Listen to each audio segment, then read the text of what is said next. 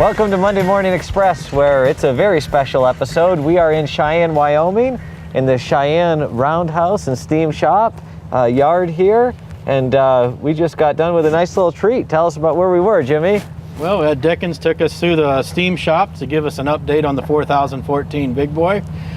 He assured us that it looks like they're on schedule and it'll be done in about 10 months, but you should see the quality of the workmanship. I mean, if there's a new part needed to be made, they use the latest state-of-the-art machinery and CAD software to make these fittings and parts so that this big boy can run now and into the future for many generations. So it's really nice to see a first-class restoration like this. Unfortunately, we can't take any photos inside the shop, but we will assure you that if you keep abreast at the UP website, you'll be able to see some updates on the progress of the 4014. And Roland, you know, we've been around steam engines before, but actually being up underneath them and the enormity of it, it was really something, wasn't it? Yeah, I really appreciated it. I did not realize it was this gigantic of an operation here at the UP. And Ed is such a great guy, very knowledgeable. I can see why they chose him to handle the aspect that he does here. And I echo Jimmy's statements. Precision, yeah, that's carried throughout. If they've seen a problem in the past, why did it develop and how to fix it? Instead of, you know, just rigging it in some sort of way, they've gone through and they created these parts. So really cool. Yeah, I think when we see the enormity of it, you don't always realize how precise every part of that still is. And their goal isn't just to roll this out and get it running for an inaugural trip again, or the heritage trip, but they want it to keep going long term. They actually took the main frame right out from under the big boy, redoing all the lube lines in the frame and making new fittings and oil distribution valves. And all I can say is, Bob Darwin, eat your heart out.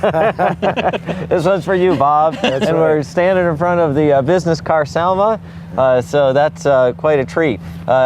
I'm used to dealing with these models, the Overland models, and it's like we're seeing the real thing all over the place, so it's really good. And of course, the Glacier Park Big Boy, right? Yeah, that's right. Yeah. So now you guys can see that all the effort that went into it, and now you can see the reason why I wanted to do it. And I believe they said this is going to be done in about 10 months, right? So towards the end of this year, yes, we look forward to being able to see that. Unfortunately, we won't be the first ones to write it. Ed will, he said, but hopefully we'll be on it in the future.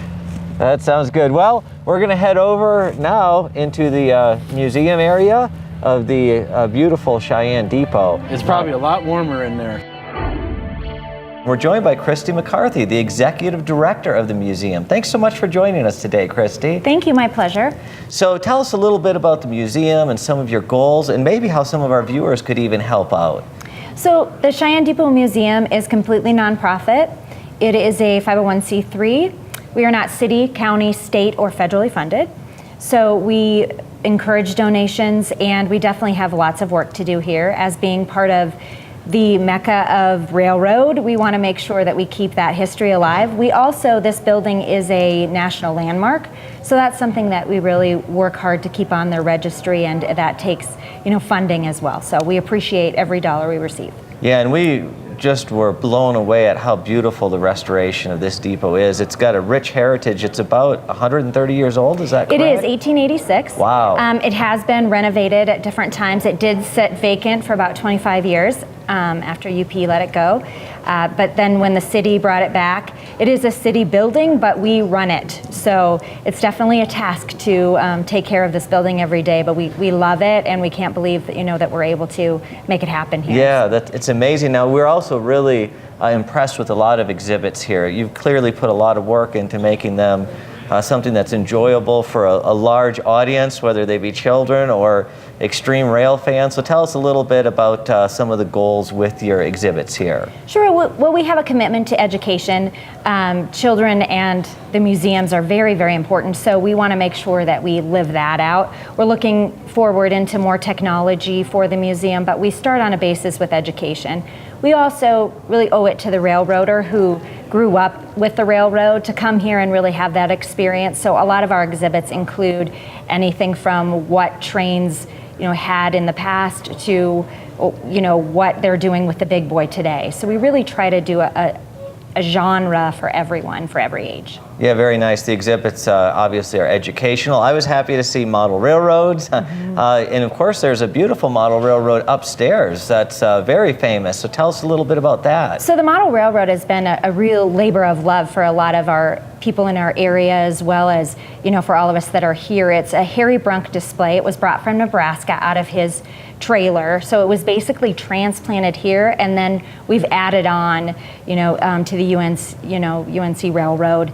There's so much detail to it that it requires a lot of work on our side, but it's also something that we are so proud of, and we think that people need to see it. Yeah, it's fabulous. So really, we're starting to see why it's the mecca for railroaders. Outside, we see amazing trains. You have the roundhouse here. This building is rich in history, and there's something for the model railroaders too. Yeah, it's definitely for both.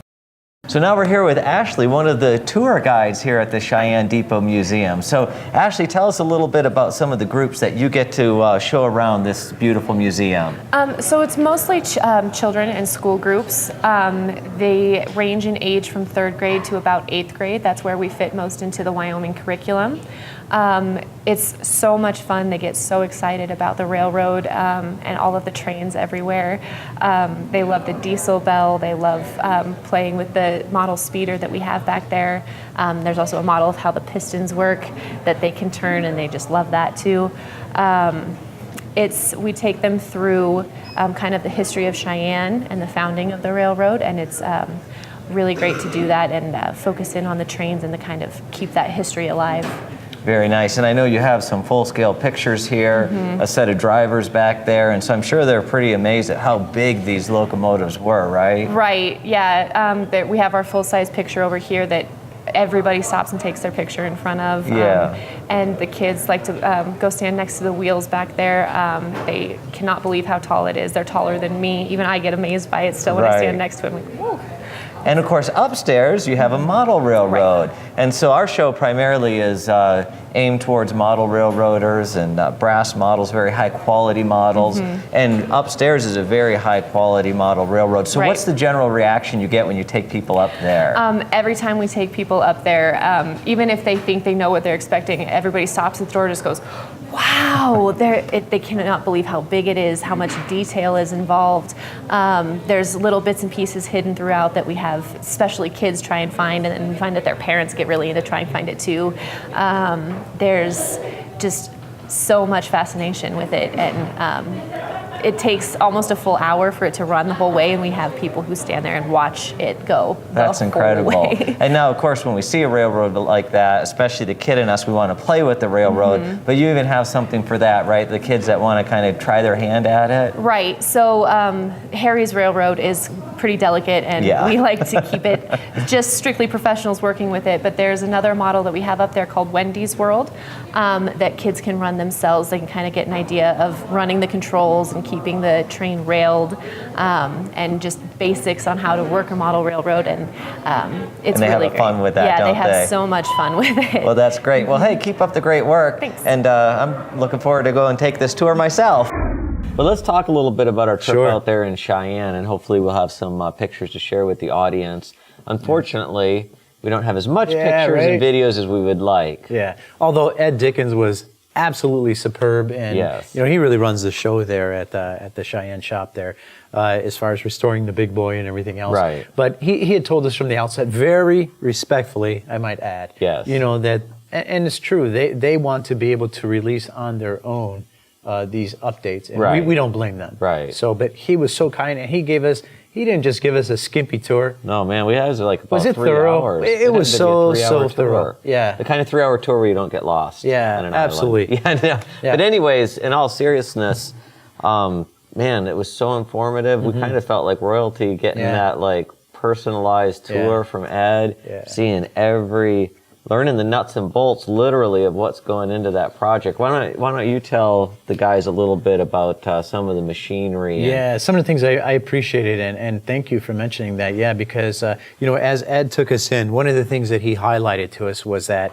he really wanted to get his team behind him, guys that he had confidence in, who weren't necessarily railroad guys or train guys, but guys who knew their specialized areas, which are really Right. appreciated because it's really helped them as far as being able to restore these monumental pieces. So And these guys are experts. yeah, really, really good. In fact, one of the guys there, he was a machinist, and not only was he so good at cutting and developing, the different parts and everything, but he rebuilt the machinery. Yeah, to be able start to do like so. his first project, Yeah. the old machinery Yeah. that they used years Original ago. stuff, yeah. He took it down to back Yeah. to pristine condition. Yeah. So now that's a working machine. And again. it looked really good, and I know you remember we saw in particular they were working on the stay bolts at that time. Those are cool. They saw in the old Big Boy, why did they break down like they Right. did? And they're trying to not just replace it, but re-engineer it so that Yeah. it's bigger and better, the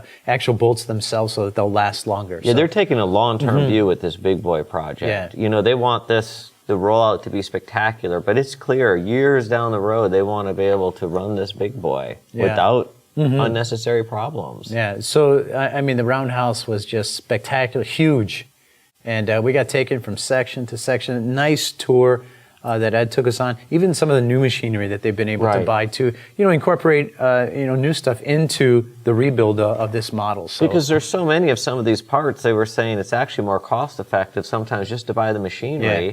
than try to outsource that. And then they can really have the quality control right there in the shop to make sure it's of the absolute highest level. yeah, it made a lot of sense. It really did. Yeah, he's a man with a passion. Yeah. And I do have to say he is a little bit of a model railroader. Yeah, Ed, yeah, like he collects yeah. a little bit. We but, saw him. But we say that in the tense or the sense that he's also very serious and very good at what he does. He loves trains. He loves this project. And you could see a lot of the other guys we got to talk to there take it very seriously as well. Yeah, they did. Didn't you appreciate how we were able to just go right up to the loco? We were able to Yeah. be in the catwalk there, so to speak, underneath. And I got be to able set just the look at scene a that. little bit because You go ahead. We walk into the roundhouse, and by the way, Roland, I mean, coming from narrow gauge, we were enthralled with that. Yeah, yeah. But like, man, as soon as we drove into the yards there, Yeah. like we were in a whole new world. Everything was huge. Remember the first time you seen that tender? Yes. It's like, That- oh my God. I was like, what scale is that? Yeah, it's huge. Yeah. So we get into this roundhouse. The guys come out. We don't know quite what to expect. We put on our hard hats, our safety glasses. We got our earplugs in. You could just tell we're in for something special. We're kind of like trying to look around and see what's in there. And some of it was covered with plastic. You could see some of the noses peeking out. But yeah, when we got up to that Big Boy, and we were on the catwalk looking in the cab. Spectacular. Like I really wanted to get in the cab, Yeah. but we knew we couldn't. And then he took us down below. We walked down those steps underneath Yeah. and got to be by the drivers and see the size of the. Oh man, it Just was incredible. massive. Yeah. And how about the hoses for all of the fluid controls through there, all the oil and everything? They're replacing just about everything on this thing, and they just want to make it so that this thing runs spectacular. Right. Yeah. And to give an idea of the size, Jimmy says you could take one of those like K28s, drive it into Yeah. the boiler Yeah. of the Big Boy. Yeah, wasn't that it is, something? this thing is just like you Massive. see it in pictures and you see the little guys or you see like the HO model and your little HO figure and it gives you an idea, but seeing it in person brought a whole new level Yeah. to it for sure. And what did you feel about Ed's passion? Yeah, we mentioned it a few times, and like you can tell he's already visualizing the Yeah. rollout date and it being Uh-huh. grandiose and it going flawless, and it's driving him. But like we mentioned earlier, he wants to have a legacy here. I feel like beyond just being part of this project. Like years and years down the road, I really think they're trying to build something that's going to be there and be a lasting piece of the heritage of perhaps the greatest steam locomotive ever built. Yeah. Yeah, he had a lot of emotion in his voice and talking to us at times. Right. This is his baby. Yeah. And you could tell, and he's built his team around it. The man has fire in his belly, but he's transferred that to the other employees there and all of these guys. You felt like you were in the UP. Right. Right? So Yeah. they're proud, and they should be. And I think it's, hats off to Union Pacific. We as modelers, appreciate the different, locos and rolling stock and maintenance away through the year. But this is a large corporation. You know, they're running a budget like every other company. But for them to, you know, take the effort, you know, as an ode to their history and an appreciation to those who love the railroad and put this much dedication into this project, to give a guy like Ed, you know, the type of funding he needs to do it right. You know, like Ed was telling us, the tools, they don't cheap out. They buy it right, they do it right, they get it done. And it's just great to see that. And it shows. And certainly we just want to thank the UP Steam Shop there, Ed Dickens and his staff. Because, you know, if you look on their website, they only open this up twice a year to the public to be able to see it. They gave us a special tour. It was really good. Like I said, and they didn't cheap out on it in any way. It was just fantastic. And the girls in the museum were great. Yeah, absolutely. That whole area, even, I think we mentioned it earlier in the interview, but the fabulous job they did refurbishing the station there. Right. You know, you can see it is, we talked about it being the Mecca, and I think Bob Darwin in this book calls it the Mecca. Like when you're there, you kind of see like, wow, if you're into railroading, this really is a place that is cool to travel to. Yeah, so, if you haven't been there, go. I highly recommend it. Yes. So anyways, that's an update for you guys. We would have loved to bring you video and photos. We would suggest, what's the website? Yeah, so go to your website at up.com. If you look in there, I've got it pulled up here. Look under the About Us and Special Trains, the steam section. You'll be able to get the updates on the big boy. And by the way, they hope to have that thing finished by the end of this year. Yes, and I just hope we helped instill in the viewers like maybe a different perspective on this. Like, it's not a simple project. This is not a minor thing. The amount of expense and time and expertise going into this, and the end result is going to be spectacular. So if you have an opportunity to get out that way and see any of this in person, we recommend it. If not, buy the greatest HO model, I guess. I know it made me appreciate those Glacier Park models we got in our possession a little bit more. Really They're nice. going to take a prized possession after seeing the real thing. There's nothing like it. So again, thanks to the gang out there for your hospitality, and we hope to see you again soon. Well, welcome to another segment of How To with Hal. And Hal, good to have you back into the Glad to be back. shop here. And we've been talking about some pretty cool things over the past few weeks, but today we're going to talk about shorts. We're both wearing pants. No need to be alarmed, so that's good. But shorts when it comes to a train. Oh, train. Oh, Train shorts, right? And, I remember going down and being with you in Orlando, and, I actually made a list of some of the things. Now, it's not all inclusive, but some of the things that an individual can look for when trying to determine where the short or how the short is being caused, because that could be a difficult thing sometimes. But there are some things that we can certainly knock off the list right away if we're just used to going through and taking a look at those. So some of the things I'm just going to highlight here, I had it on my phone, so I'm just going to read a few of them.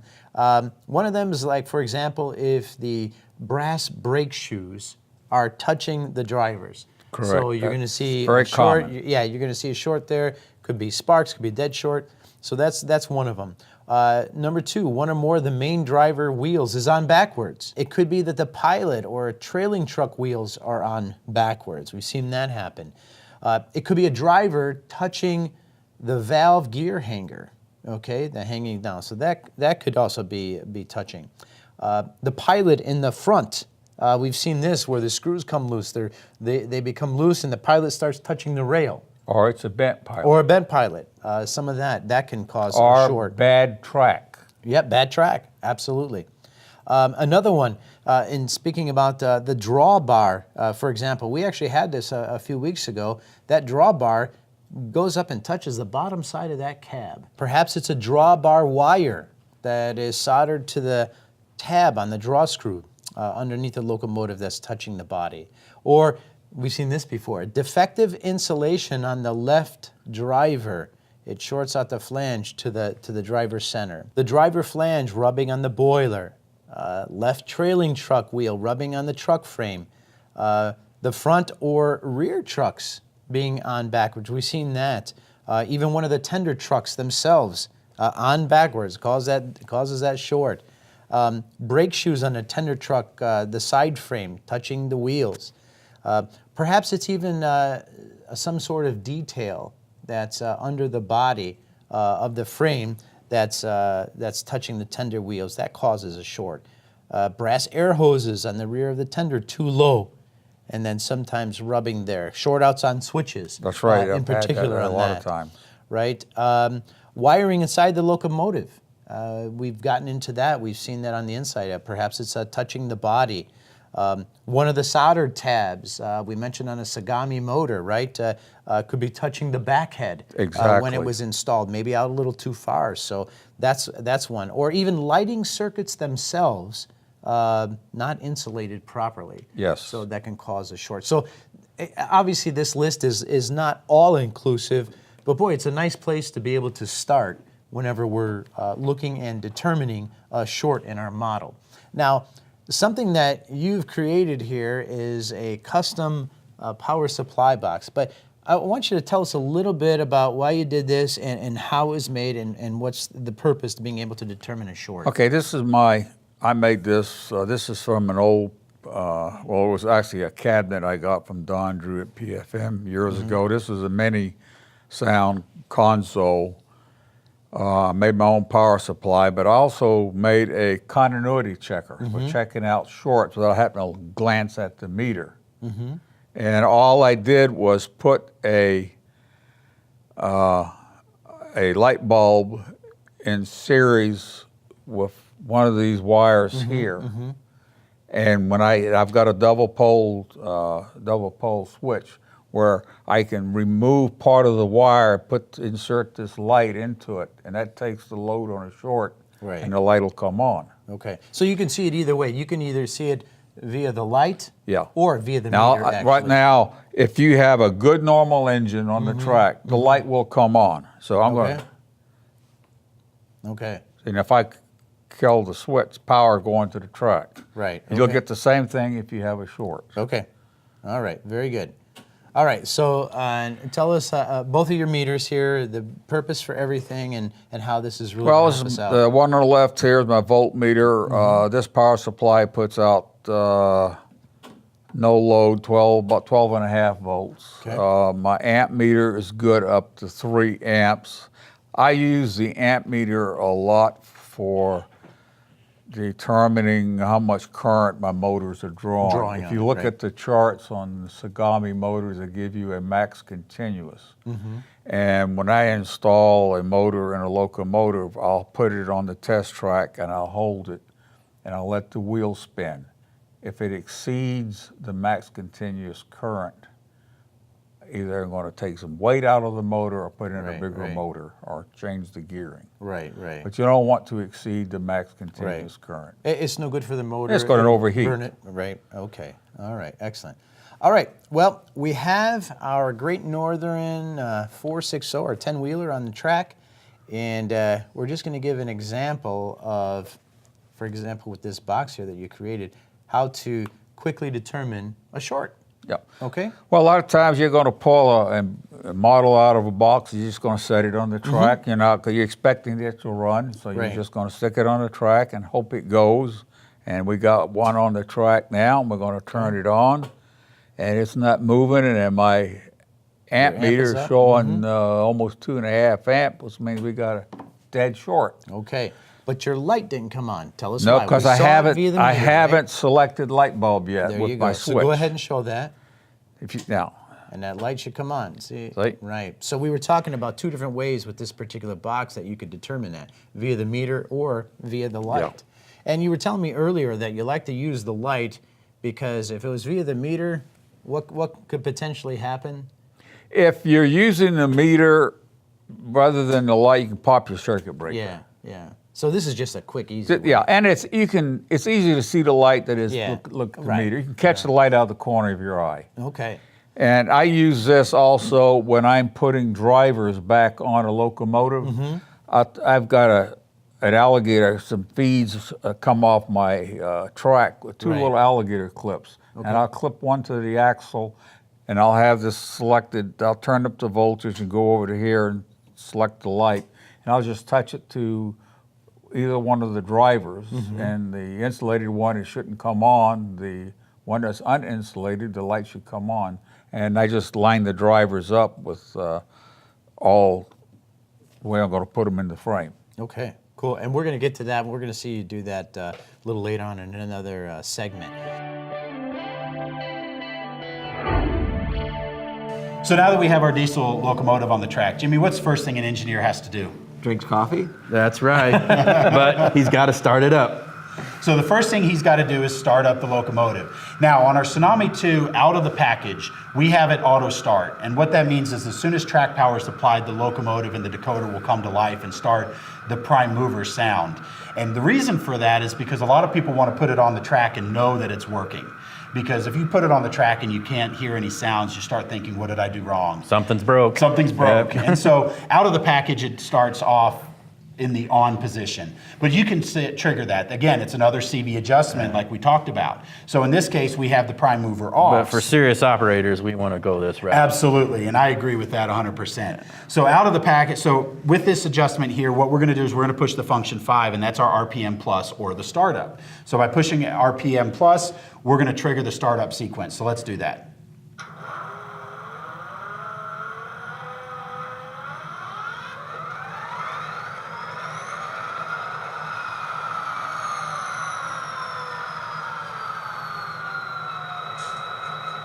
So now that our prime mover is up and running, now we can start our operation. Hey, George, I know diesels. You know what? That's not the right prime mover for that locomotive. You know what, Jimmy? You're correct. The sound you're hearing is an EMD 645 Yeah. turbocharge, and this was left over from a demo I was running before. The good news is now I don't have to go to my computer to change that. We can just adjust to CV.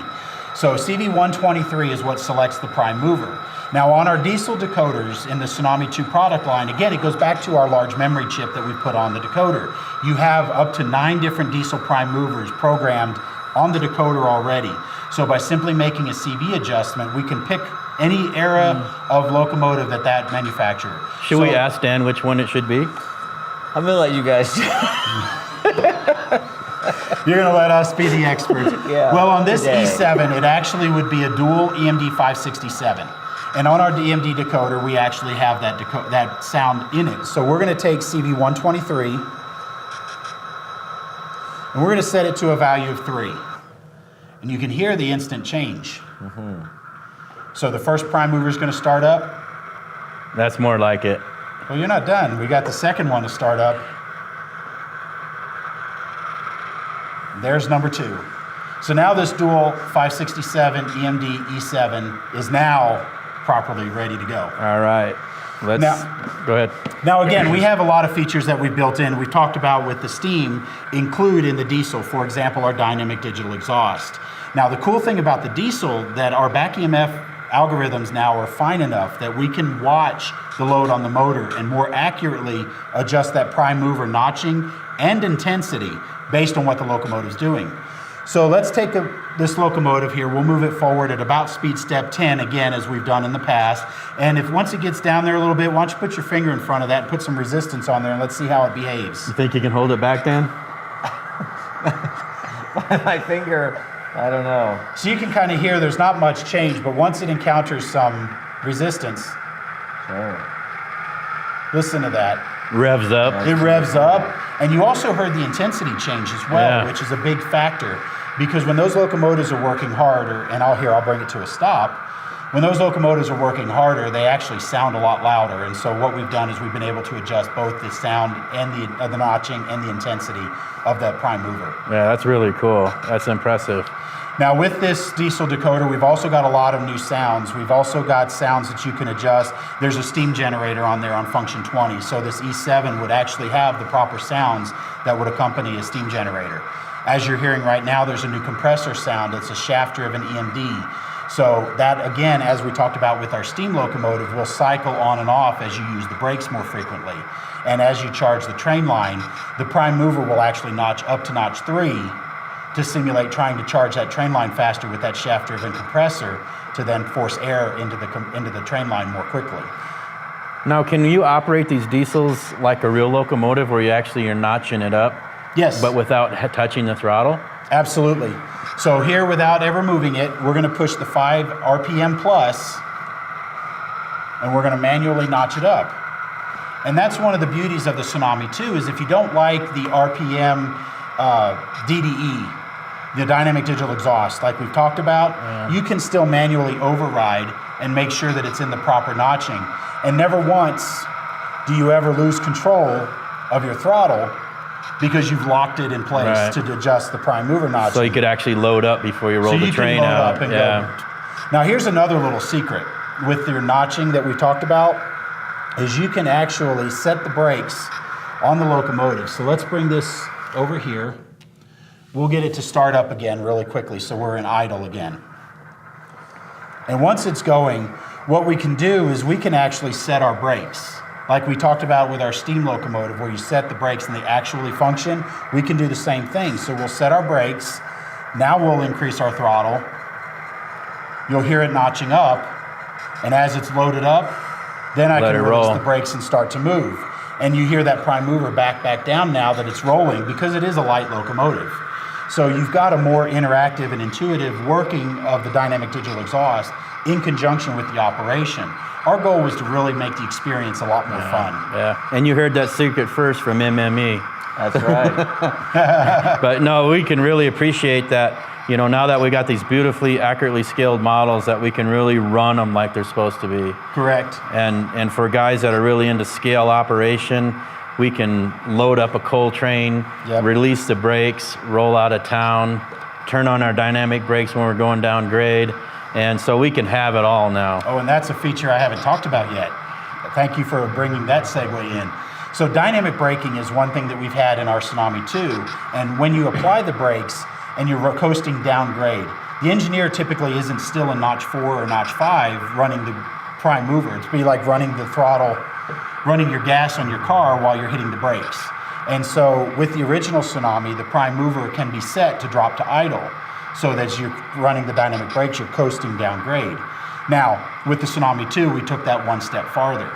So with the Tsunami 2 now, you have functioning dynamic brakes. So as we talked about the braking rates with our independent and our automatic, with the F4 dynamic brake application, the first press of the F4 goes into dynamic braking low. So you'll hear the fans kick on, and you can adjust how it affects the prime mover. So you can force the prime mover to idle. You press it a second time, the dynamic brakes are going to go into dynamic braking high, and then that's actually going to start a third braking rate to bring the train down to about 10 miles an hour or so, because the dynamic brake won't actually physically stop a train, but it'll keep it under control. So as you're coasting down grade, you're going to hear those whining of the dynamic brakes as your locomotive is slowing and coasting down grade. Now when you get out of it, you press the F4 to go back to low, and then the fourth time to get out of dynamic braking completely. Right, and then you can make an application to stop the train. Correct, and you can work those together with the brakes, with the independent or the automatic, to make sure that you bring your train to a stop where you need to stop it. And the cool thing is when you're operating, you can use the F12 to toggle back and forth. So if you see that your automatic and your dynamic braking is not going to stop you in time, as the real engineer would do then is grab some independent, try to grab some more air and stop that locomotive, so you take that F12. So when I teach this, I talk to people and tell them to imagine it this way. The F11 moves my engineer's hand in and out to grab the brake levers and to pull them in and out. The F12 determines which lever my engineer's hand is on. And then, of course, the dynamic braking would be a separate application. And once again, this sounds really complicated, but once you play with it for about 5 minutes, you're just going to have the time of your life. It is a lot of fun. I will say, with the Tsunami 2, it actually forced me to get my layout up and going. I had a piece of foam that was sitting on a framework that I was trying to get a layout built, and was kind of uninspired, didn't know what I wanted to do with it. I bounced around about 3 or 4 different ideas. We started working on the Tsunami 2, and then I said, I got to have a test bed, and let's see how cool this thing is. And so it forced me to get my layout up and going a lot faster and a lot more detailed and ready to go. Now, as a modeler, it was something that I wanted to make sure the features worked right the first time. So I got to take a few of these home and play with them on the home layout. And I will tell you, I have friends that I've known for years in model trains, and it was very difficult not being able to call them up and say, you got to see this thing, this is really cool. Because being part of the development process as a modeler, I've been modeling since I was 14. And being part of the development process of this and hearing feedback from customers it was a very fun process to be able to implement that. We also had experience from real world engineers that can go in and show us how a feature worked, how the engineers really did something, and then we could implement it in model. And part of my job with the development was to make sure it wasn't too complicated for the modeler, because as you said, a lot of people tend to get intimidated or scared to do stuff. And with this, we didn't want to make it too complicated. Yeah, I don't know if you can see this or not, but George has a real passion for this. It kind of shines through. Yeah. A little. So- I tend to get going and tend to talk a lot, and so, I appreciate the opportunity to talk about the features. we really appreciate your time on this snowy afternoon, and it's kind of nice to be in the nice warm conference room here learning about this and learning some secrets. So really thank you for that.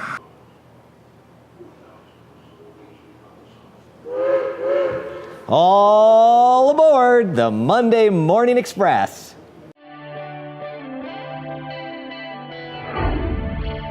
Last week in our project updates, we had mentioned we're going to have some information for you on this week's show. And sure enough, today we have two different importers to bring you up to speed on. Now, the first one is going to be Precision Scale Corporation. And via Skype, we're going to be talking with Mr. Mark Mogenson out at PSC. How you doing there, Mark? Real good. Good. Thanks for asking. Good, good. Hey, good to see you again. You know, you actually were the very first importer that we had on our show. And so we're glad to be out here again talking with you. However, we know we've heard some news here recently regarding Precision Scale. We have a couple of different elements of the company. So let's go through it and bring our viewers up to speed as to where we're at. Let's start off with the manufacturing side of your business. What's going on with that? Well, we've actually sold the manufacturing business, and we'll be making that announcement on our website and here shortly. And things will continue as they have, just as we did it. Real energetic people, and actually should see quite a bit of change, maybe some click and buy type of thing, and that's kind of where they're headed, and it's going to be real good for them and for us too. Okay, so customers will still be able, that's the good news, right? They'll still be able to get parts because for you there at PSC, you're shutting that side of it there in Montana down, correct? Correct. Okay, all right. And then fill us in on the other aspect, because we know that you're also an importer at Precision Scale. So what's going to go on with that part of the projects? Well, right now we're gonna stop taking reservations. I don't plan on doing any importing in the near future, although we might get back into it. We're just going to take a break for a bit. As far as the few projects that we had kind of moving forward, we've talked to a couple different importers that maybe we'll take the projects and put them out to the public, and I hope that they do that. Those will be probably re-announced by them if they choose to do so, or if they even have the interest in the particular projects that are ready to pretty much go. So okay, all right. So yeah, we may or may not see those come to fruition, but you certainly are offering that to various importers, is what you're saying. Yeah, okay. And I've talked to the builders about it, and they're okay with doing that. And they worked with them before, so it's not somebody that they haven't worked with. So it should work, and I really do hope the Frisco 1500s get done, and I hope that the Seaboard Airlines get done. Those are two of my projects that we've invested a lot of time and effort into, and I hope those two at least get done. Okay, very good. Well, Mark, we know that a decision like this is it's not an easy one. We can only imagine for you, because the passion that you've had in this business with Precision Scale. Now, we know Precision Scale's been in business a long time, so that name is synonymous with good quality products that's lasted for many of years. So thanks. We certainly want to say thank you for all that you've been able to deliver. We know it's not just you. We know your wonderful wife, Beth. So we appreciate all that she's done in this business, and also her father prior to that. So it's a nice long legacy. So yeah, we also it is a really long legacy, and we're really thankful and have had a great run of doing this, and we want to thank all of our customers as well for being able to support us for so long and certainly enjoy the products that we put out. So Yeah, very nice, very nice. Thanks to all of them. Yeah, All right. sure. Well, we sure hope to see you again in the future. Yeah. Who knows? Maybe you'll get the bug and Maybe get you're back gonna- into it. Hey, Maybe you're gonna have to do a MME with me fly fishing on the river. yeah, a retirement special with PSC and Mark Mogenson, right? Right, or come out to Montana and show you what we do out here. Well, hey, that sounds good, buddy. Hey, listen, Yeah. I've known you personally for quite a few years now, and I just want to say it's been a pleasure. You've always been a class act, and I appreciate all that you've done for the hobby, and certainly we look forward to hopefully hearing from you again in the future. Yeah, appreciate that, and we look forward to trying our retirement out. All right, So, buddy. we'll still stay in touch for sure. Sounds good. Take care, Mark. Tell Beth we said hi. Okay. All right. All Bye-bye. right. Sounds great. Thanks. Now, the second importer we're going to update you on this week is the North Bank line. I spoke with Ed Austin, or rather, he sent me an email updating us on two projects that he's really going to deliver. They're really looking good. The first one is the Southern Pacific P12 project. As noted in his email, though, there's a slight change from before. Before he had 5 versions that he was delivering, he's revised that now to he's only going to have 4 of those. So go ahead and look at our website. If you did order that version that's no longer there, feel free to give us a call. We'll change that reservation if you would like, or if you merely want your deposit back, we'll take care of that too. But Ed is feeling strong about these, and it's looking like these are going to move forward. However, the second project, which is the steel cupola cabooses, these are the Northern Pacific, SP&S, and Burlington Northern. Now, these particular 17 versions of these, in fact, these particular models are the next ones that are going to be delivered by Ed Austin at North Bank Line. The other thing he tells me is that Bill McCown of W&R, you recognize that name, don't you? He's going to be working with him on this project to bring it in. And of course, one thing that's really nice about these, he mentions, is the trucks that they're going to use on these. He says that they're from Tejo Model Works. He says these are far superior than some of the ones that he used in the past, but they're going to be installing these on these cabooses. So that really bodes well for a nice project. So it's good to hear some updated information from North Bank Line, and of course the information from PSC there. So that's going to do it on this week's project updates. All right, enough already. I got Cheyenne fever, baby. Yeah, I see you do. That's a great book, though. And Yeah. some of those pictures, there's those images. Combining the Union Yeah. Pacific. Every Amazing. time I look at it, makes me respect Bob Darwin a little bit more. Yeah, right? Hopefully we're going to get a chance to visit with him again Pretty someday. soon. Yeah, we're I hope hoping. so, right? Yeah, looking later forward this to that. year. Yeah, that'll be great. Hey, and so just as we highlighted in the show, don't forget to go to the up.com website if you want to get more information on the big Right. boy, the updates. I Check think it's in pretty there cool. once in a while. Yeah. They're definitely planning on doing some updates Right. on that as well, they Yeah, told us. So yeah. we're looking Can't forward wait. to it as well. The soundtracks bit was cool. Yeah. Hey, I mean, seeing what they put into that. Just amazing. Updated. Yeah, it is. It's really cool. Yeah. Very impressed out there. So that Yeah. was a lot of fun. Yeah, so And look what's going on with Hell? Yeah, you know, We're done we with shorts. Yeah, sad to see it go. So, yeah. Well, nah, there's so much. That was pretty cool, though, with the Yeah, short it's something section. that gets used a Yeah. lot. Yeah, so. a lot of guys have issues with that. So hopefully that's something that is going to help our viewer be able to diagnose those just a little bit better. But something that individuals have mentioned and asked about is requartering drivers. Mm-hmm. And that seems like, whoa, this big project Sounds to scary. tackle. It can be, but Right. Hal breaks it down so simply. Yeah. And so we're going to really introduce some of those Northwest Shortline tools. I think guys are scared because they're afraid they're going to mess up their model. Yeah. And so it'll be a really neat thing to see. Yeah, it actually brings it back to where it should be. There you So go. stay tuned next week for that Yeah, on looking forward to requartering that. drivers on the How To with Hal.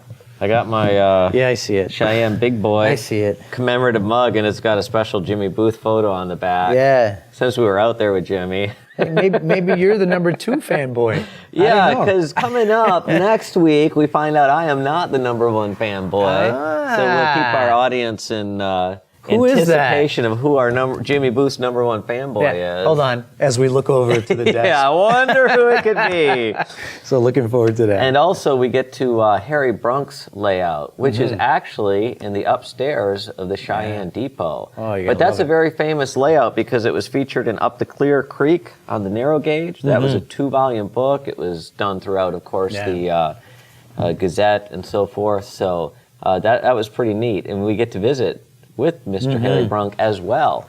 And I think Jimmy's going to help out with that interview because so I looking think forward we to say it. we're a Jimmy Booth fanboy. Well, Jimmy Booth. Yeah, we see who he's a Yeah, fanboy he's of, a Harry right? Brunk fanboy. That's it. All right. We all got our inspiration. Well, all in all, a great episode. Yep. We get to reminisce about Cheyenne, and we'll see you next week. Thanks for joining us on Monday Morning Express.